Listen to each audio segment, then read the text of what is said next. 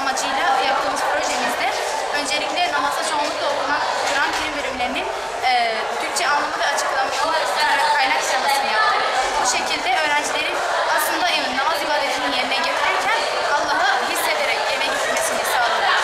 İşte bu şekilde namaz bir ritüel dışında, ritüelden çıkmış olup Allah'ı hissetme meselesi haline geldi.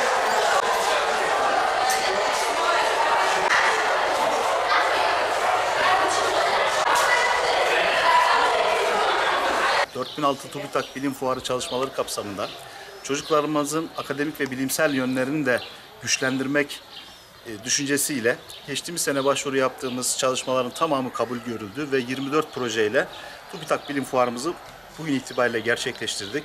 52 öğrencimiz, yaklaşık 26 öğretmenimiz projeye katılım sağladılar. Hazırlamış olduğumuz 24 projenin içerisinde konu başlıkları inceleme, araştırma ve tasarım şeklinde gelişti. İnceleme ve araştırma kapsamında sosyolojik ve daha çok iklim değişikliği ile alakalı projelerimiz yer aldı. Üretim kapsamında, tasarım kapsamında da öğrencilerimiz, teleskop üreten öğrencilerimiz var. Farklı hayatın alanında kullanılabilecekleri çeşitli ürünler ortaya koydular. Özet olarak inceleme, araştırma ve tasarım şeklinde projelerimizi gerçekleştirdik.